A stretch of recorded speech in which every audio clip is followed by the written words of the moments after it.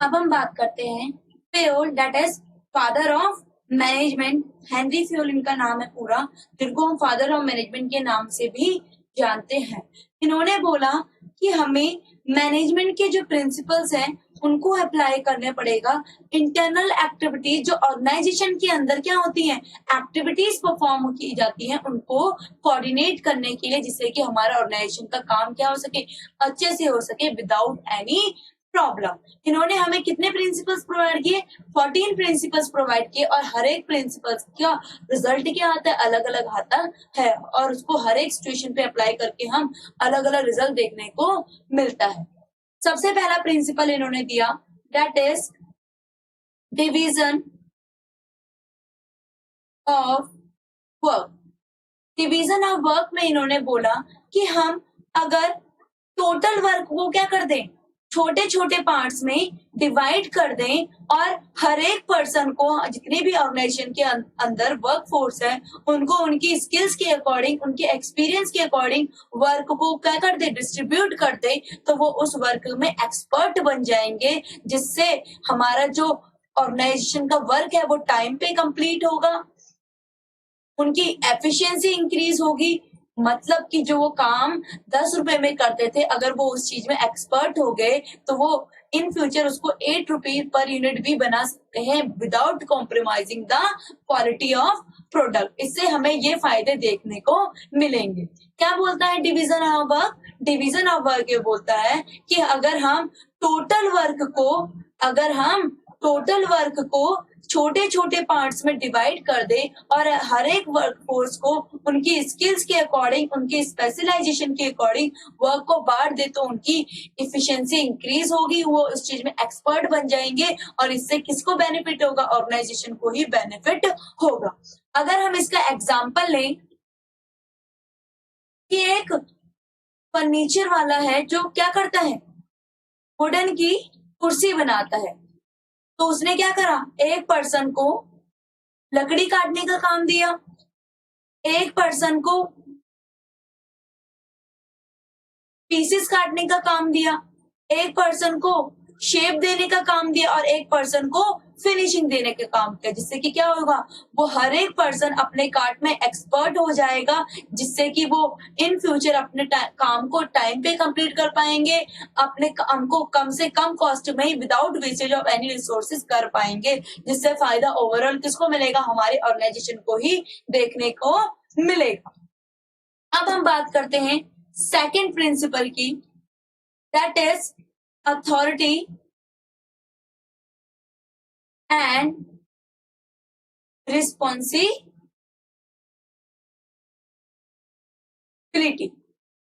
ये बोलता है अथॉरिटी और रिस्पॉन्सिबिलिटी के बारे में। अथॉरिटी मतलब होता है power to take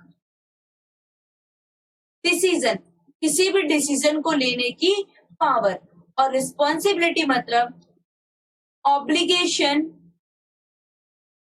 to accomplishment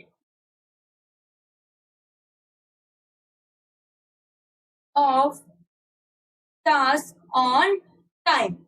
authority बोलता है किसी भी डिसीजन को लेने की पावर, और रिस्पॉन्सिबिलिटी बोलता है कि आपको जो वर्क दिया गया है उसको आपको क्या करना है, टाइम पे कंप्लीट करना है। तो फेयोल ने बोला कि आपका इन दोनों के बीच में पैरिटी होना, बैलेंस होना बहुत ज्यादा जरूरी है।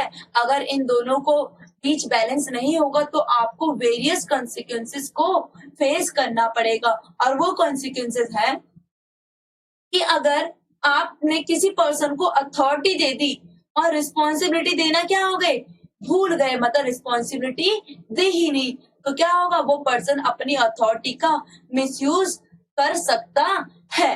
और अगर हम बात करें कि आपने किसी पर्सन को अथॉरिटी नहीं दी पर आपने क्या कर दी, रिस्पॉन्सिबिलिटी दे दी, तो वो अपने काम को ऑन टाइम पे कंप्लीट नहीं कर पाएगा, क्योंकि उसको आपने रिस्पॉन्सिबिलिटी जो दे दी, अथॉरिटी नहीं दी।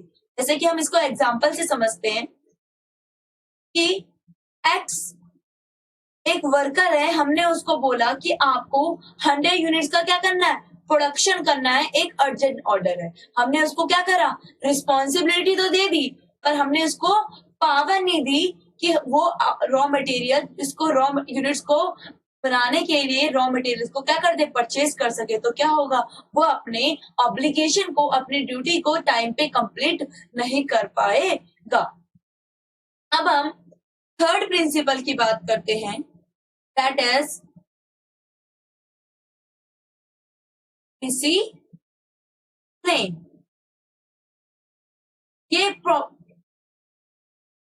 प्रिंसिपल बोलता है rules and regulation in the organisation.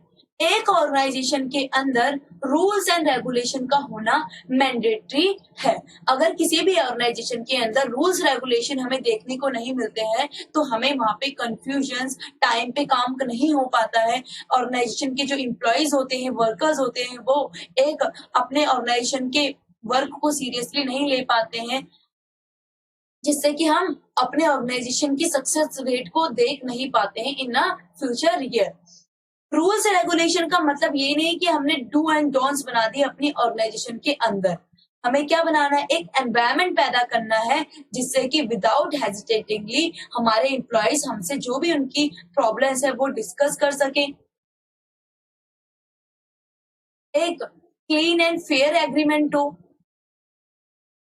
उनकी पॉलिसीज के बीच में, या फिर जो सुपीरियर और सबऑर्डिनेट है उनके संग हम विदाउट बाइसनेस कुछ भी करें, मतलब हमें उनके बीच बाइसनेस नहीं करनी है। अगर एक सुपीरियर है, हमारी ऑर्गेनाइजेशन की प्रॉपर्टी को कोई भी नुकसान पहुंचाता है तो हमें उसको सेम पेनल्टी प्रोवाइड करनी पड़ेगी, सेम पनिशमेंट देनी पड़ेगी जो हमें एक वर्कर लेवल के मैनेजर को देंगे। ये होता है डिसिप्लिन। अगर ये हमें देखने को नहीं मिलेगा तो हमारी ऑर्गेनाइजेशन के अंदर चाउस, मिसअंडरस्टैंडिंग, कंफ्यूजन और ऑर्गेनाइजेशन की रिसोर्सेज को भी नुकसान पहुंच सकता है। Fourth principle, that is unity of command.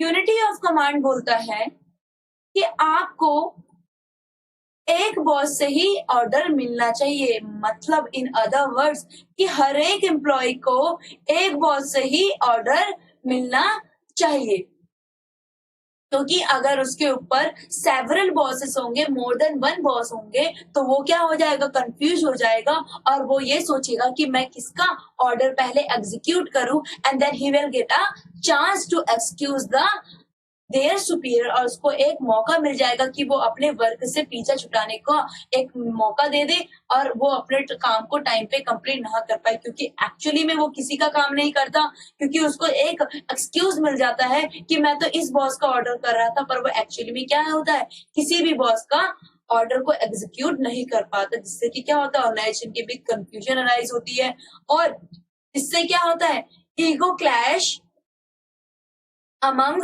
Superior. अगर एक एम्प्लॉय किसी एक बॉस का कर देगा और दूसरे बॉस का नहीं करेगा, तीसरे बॉस का नहीं करेगा, तो उनके बीच क्या होगा, ईगो क्लैश की प्रॉब्लम होगी कि उसने उस एम्प्लॉय, उस बॉस का तो कर दिया, मेरा नहीं करा, जिससे कि सारे एम्प्लॉय के जो बॉसेस होंगे, सुपीरियर्स होंगे, वो सोचेंगे कि भाई ये अगर ये इसकी बात मानता है तो हमें इससे दूर रहना है, अगर एम्प्लॉयज इसका वर्क कर रहा है तो हमारे में इससे क्या फर्क रह जाएगा, हम इससे मतलब ही नहीं रखेंगे, उनके बीच एक एटीट्यूड प्रॉब्लम आ जाएगी।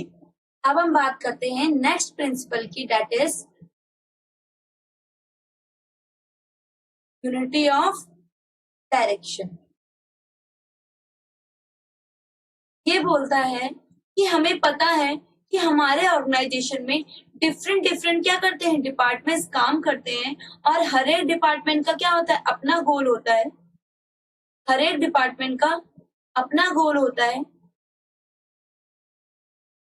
पर उनको ये नहीं भूलना चाहिए कि हमारे ऑर्गेनाइजेशन का, हमारे टोटल ऑर्गेनाइजेशन का क्या है, एक प्लान है, इसको हमें अटेन करना है। भले ही हमारे क्या है, इंडिविजुअल गोल्स है, पर हमें क्या कर पता होना चाहिए कि हमारे ऑर्गेनाइजेशन का वन प्लान है और हमें उसको अचीव करने के लिए अपने इंडिविजुअल गोल को क्या करना है, अचीव करना है।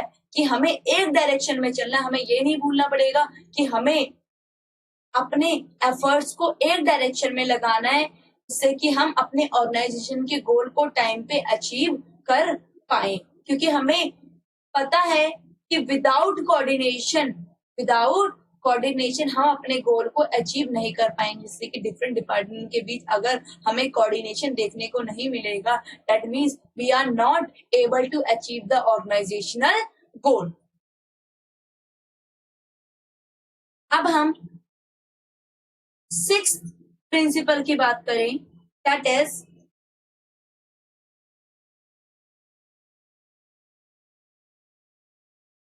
subordination of individual interest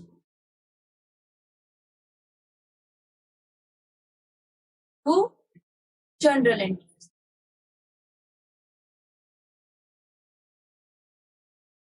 ये पॉइंट क्या बोलता है? ये बोलता है कि हमें पता है हमारे ऑर्गेनाइजेशन में डिफरेंट वर्कफोर्स क्या करती है, काम करती है, और जो वर्कफोर्स होता है उनका क्या होता है, अपना अपना गोल होता है, और सब क्या करते हैं, अपने अपने गोल को अचीव करने की मेहनत करते हैं। पर कभी भी ऐसा हो कि जो हमारा ऑर्गेनाइजेशन का गोल है और हमारे जो पर्सनल गोल है कभी भी क्लैश करे यहाँ पर में, तो हमें किसको प्रायोरिटी देनी है, अपने ऑर्गेनाइजेशन के गोल को। क्योंकि हमें ये नहीं भूलना चाहिए कि जब तक हमारे ऑर्गेनाइजेशन का गोल अचीव नहीं होगा तब तक हम अपने पर्सनल गोल को अचीव नहीं कर पाएंगे। अगर हमारा पर्सनल गोल कभी भी क्या हो रहा हो, क्लैश कर रहा हो किससे, हमारे ऑर्गेनाइजेशन के गोल को से, तो हमें किसको प्रायोरिटी देनी है, अपने ऑर्गेनाइजेशन के गोल को। क्योंकि हम जब तक अपने पर्सनल गोल को अचीव नहीं कर सकते जब तक हमें हमारा ऑर्गेनाइजेशनल गोल अचीव ना हो। और अगर हमें अपना ऑर्गेनाइजेशन गोल अचीव हो गया है, दैट मीन्स हमें अपना पर्सनल गोल भी अचीव हो जाएगा। अगर इसको एक एग्जाम्पल से समझे, एक सेल्समैन है मिस्टर एक्स, और वो चाहता है कि मैं मोर एंड मोर अर्निंग को क्या करूं, अचीव करूं। तो उसको उसके एम्प्लॉयर को उसको सेटिस्फाई करने के लिए क्या करना पड़ेगा, उसको एक स्ट्रेटेजी निकालनी पड़ेगी जिससे कि उसका ऑर्गेनाइजेशन का गोल भी अचीव हो जाए और मिस्टर एक्स का पर्सनल गोल भी अचीव हो जाए।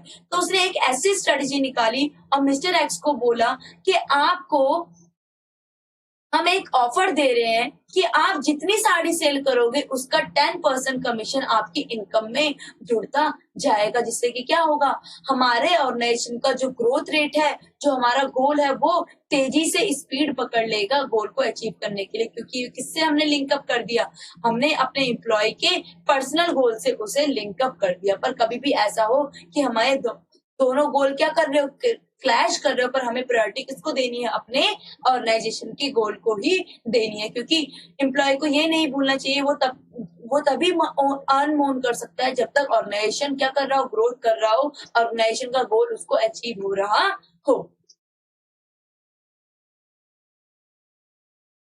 7th प्रिंसिपल है रेमुनरेशन। रेमुनरेशन मतलब अपने एम्प्लॉयज को या एम्प्लॉयर्स को क्या करना, फेयर वेजेस प्रोवाइड करना, कि जो वो वर्क कर रहे हैं उनको उसके अकॉर्डिंग, उनकी स्किल्स के अकॉर्डिंग, उनके जितना वो टाइम डिवोट कर रहे हैं उसके अकॉर्डिंग क्या करना, वेजेस सैलरी प्रोवाइड करना जो सेटिस्फैक्ट्री हो। अगर वो सेटिस्फैक्ट्री ना नहीं होगी तो वो अपना 100% एफर्ट नहीं डाल पाएंगे और हमारा जो वर्कर्स का टर्नओवर है जाने का ऑर्गेनाइजेशन से वो क्या हो जाएगा, बढ़ जाएगा as a time speed up, जैसे जैसे टाइम क्या होगा, बढ़ेगा। क्योंकि अगर हम एक एम्प्लॉय को फेयर वेजेस प्रोवाइड नहीं कर रहे हैं और जो हमारे कॉम्पिटिटर्स हैं वो उसको एक अच्छी फेयर प्रोवाइड कर रहे, एक अच्छी अपॉर्चुनिटी दे रहे, तो वो उसको जाके ग्रैब करेगा, ना कि वो हमारे ऑर्गेनाइजेशन में रहेगा। जिससे कि हमारे एम्प्लॉयज का टर्नओवर क्या होगा, इंक्रीज हो जाएगा इन अ फ्यूचर ईयर। अगर हम 8 प्रिंसिपल की बात करें, दैट इज सेंट्रलाइजेशन।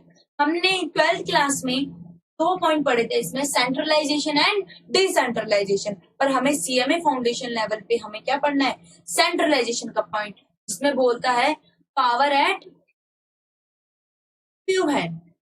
जब हमारे ऑर्गेनाइजेशन की पावर क्या होगी, कुछ लोगों के हाथ में होगी तो हमारा जो वर्क है सिस्टमैटिक वे में होगा, कोई कंफ्यूजन अराइज नहीं होगी, कोई प्रॉब्लम अराइज नहीं होगी और हमारा जो ऑर्गेनाइजेशन का गोल है विदाउट एनी डिफिकल्टीज क्या हो जाएगा, इजीली अचीव हो पाएगा। ये होता है सेंट्रलाइजेशन। 9th प्रिंसिपल की बात करें that is scalar chain. Scalar chain बोलता है कि हमने एक लाइन ऑफ अथॉरिटी बना दी है जिसको ऑर्गेनाइजेशन को क्या करना है, स्ट्रिक्टली फॉलो करना है। फॉर एग्जाम्पल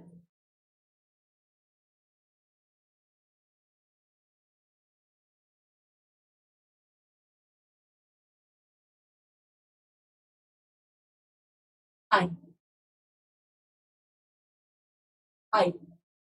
इसमें इन्होंने बोला कि हमने जो ये चेन बना रखी है आपको क्या करना है, स्ट्रिक्टली इसे फॉलो करना है। अगर ये नीचे वाला क्या है, ये सबऑर्डिनेट है इसका। और अगर हम सी की बात करें, सी क्या है, सुपीरियर है किसका, डी का। अगर हम बात करें बी का तो बी किसका सुपीरियर है, सी का। और ऐसी ये चेन चलती रहेगी। अगर ए को कोई बात करनी है, कोई इंफॉर्मेशन प्रोवाइड करनी है किसको, एच को, तो इसको क्या करना पड़ेगा, ये चेन को फॉलो करना पड़ेगा। उसको ई से डी, डी से सी से बी से ए से एफ, जी से एच, एस से आई, ये स्ट्रिक्टली फॉलो करना पड़ेगा इन एन ऑर्गेनाइजेशन। और अगर वो फॉलो नहीं करता है दैट मीन्स कि ये चेन टूट जाएगी, जिसके कॉन्सिक्वेंसेस हमें बियर करने पड़ेंगे ऑर्गेनाइजेशन के अंदर। और वो कॉन्सिक्वेंसेस है कि हमें पता ही नहीं चलेगा कि हम अथॉरिटी किसके पास कितनी है, क्या रिस्पॉन्सिबिलिटी है, जिससे कि हमें बहुत सारे प्रॉब्लम्स फेस करने पड़ सकते हैं। अब हम बात करते हैं 10th प्रिंसिपल की, that is principle of order. Principle of order बोलता है किसी को क्या करना, कमांड देना नहीं। ये प्रिंसिपल बोलता है कि हमें हर एक चीज के लिए, चाहे वो टूल्स हो, चाहे वो पीपल हो, चाहे वो मशीन्स हो, हर किसी के लिए एक प्रॉपर प्लेस होना बहुत ज्यादा नेसेसरी है। अगर किसी के लिए प्रॉपर प्लेस नहीं होगा तो क्या होगा, टाइम की वेस्टेज होगा, रिसोर्सेज वेस्ट होंगे, हमें एनर्जी वेस्ट होगी। और उस एनर्जी जो टाइम वेस्ट हो रहा है उसको अगर हम एक ऑप्टिमम यूज में लेके आए तो जिससे कि क्या होगा, हमें इजीली अपने ऑर्गेनाइजेशन के गोल को अचीव करने में कोई डिफिकल्टी फेस नहीं करनी पड़ेगी। जैसे कि एग्जांपल ले, हम स्कूल्स में जाते हैं और जब हमारी पेरेंट्स मीटिंग होती है, क्या होती है, पीटीएम होती है, तो हमारे पेरेंट्स आते हैं स्कूल में। अगर हमारे क्लासरूम्स के बाहर class 9, class 10, class 11 staff room ये देखने को नहीं मिले तो हम क्या होगा, वहां पे कंफ्यूजन अराइज होगी, उनको टाइम वेस्ट करना पड़ेगा, उनको अपनी एनर्जी वेस्ट करनी पड़ेगी और घर जाके वो क्या होंगे, थक जाएंगे बहुत ज्यादा। अगर हम हर चीज में 9th लिख दे, 10th लिख दे कि ये कौन सी क्लास है, क्या सेक्शन है, ये कॉमर्स का सेक्शन है, ये साइंस का सेक्शन है, ये आर्ट्स का सेक्शन है, विदाउट फेसिंग एनी प्रॉब्लम वो इजीली उस क्लास में अपने बच्चे की क्लास में पहुंच पाएंगे और विदाउट वेस्टिंग एनी एनर्जी। और वो एनर्जी वो किसी ऑप्टिमम यूज में, एफिशिएंट यूज में क्या कर सकते हैं, लगा सकते हैं। अब हम बात करते हैं नेक्स्ट प्रिंसिपल की, दैट इज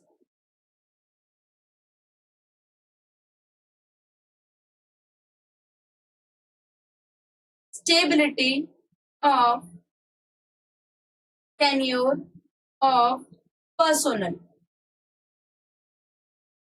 ये पॉइंट बोलता है कि अगर आप अपने एम्प्लॉयज को फ्रीक्वेंटली टर्मिनेट कर रहे हो, ट्रांसफर कर रहे हो, एक ऑर्गेनाइजेशन से दूसरे ऑर्गेनाइजेशन में भेज रहे हो, एक ब्रांच से दूसरे ब्रांच में भेज रहे हो, उनका प्रमोशन कर रहे हो और उनको बिल्कुल भी टाइम नहीं दे रहे हो, कम से कम एक एम्प्लॉय को अपनी वर्क को दिखाने के लिए, अपने एफिशिएंसी को दिखाने के लिए 1 ईयर का टाइम तो देना ही चाहिए। और अगर आप उसको फ्रीक्वेंटली क्या कर रहे हो, ट्रांसफर कर रहे हो, प्रमोशन कर रहे हो, तो वो क्या होगा, किसी भी एक जगह पे अपना 100% एफर्ट नहीं दे पाएगा और ऑर्गेनाइजेशन को उसका बेस्ट से बेस्ट एफर्ट कभी भी गेन नहीं हो पाएगा। अगर कोई ऑर्गेनाइजेशन है अपने एम्प्लॉयज को 1 मंथ के अंदर ही प्रमोट कर देता है, ट्रांसफर कर देता है टू अनदर ब्रांच, और उसके एम्प्लॉय को वहीं पे सोचने समझने में, उस सिचुएशन से निकलने में टाइम लगता है, और वैसे ही उसका क्या हो जाता है, ट्रांसफर हो जाता है, तो वो अपनी बेस्ट ऑफ एबिलिटी शो नहीं कर पाता है ऑर्गेनाइजेशन की तरफ। अब हम बात करते हैं 13 प्रिंसिपल की, दैट इज इनिशिएटिव। ये पॉइंट बोलता है कि आपको किसी भी डिसीजन मेकिंग से रिलेटेड कुछ करना है तो आपको अपने एम्प्लॉयज के सजेशन को क्या करना पड़ेगा, वेलकम करना पड़ेगा। क्या करना पड़ेगा, वेलकम करना पड़ेगा। इससे कि क्या होंगे, वो अपने आप को ऑर्गेनाइजेशन का पार्ट समझेंगे, खुश होंगे और अपना 100% टाइम डिवोट करेंगे, क्योंकि उन्हें पता है कि हमारे जो टॉप लेवल है, लोअर लेवल है, हमारा जो ऑर्गेनाइजेशन, जो हमारा अपर लेवल है, हमारे सुपरवाइजर है, हमें क्या करते हैं, हमें अपने आप को एक ऑर्गेनाइजेशन का पार्ट समझते हैं, जिनके लिए हमें क्या करना है, अपना 100% एफर्ट देना है। और अगर टॉप लेवल को वो सजेशन क्या लगते हैं, बेस्ट लगते हैं, तो उनको क्या करना पड़ेगा, वो सजेशंस को इम्प्लीमेंट करना होगा ऑर्गेनाइजेशन के अंदर। 14th principle, that is esprit de corps। Spirit D corps बोलता है कि हमें ऑर्गेनाइजेशन के अंदर एज अ वी काम करना है, नॉट एज अ आई, क्योंकि हमें पता है जब तक ऑर्गेनाइजेशन के अंदर ग्रुप एफर्ट नहीं डाले जाएंगे तब तक ऑर्गेनाइजेशन के गोल को अचीव करने में बहुत ज्यादा डिफिकल्टीज क्या करनी पड़ेंगी, हमें फेस करनी पड़ सकती है। क्योंकि हमें पता है कि कोई भी ऑर्गेनाइजेशन विदाउट टीम एफर्ट नहीं चल पाएगा, वो अपने गोल को अचीव नहीं कर पाएगा।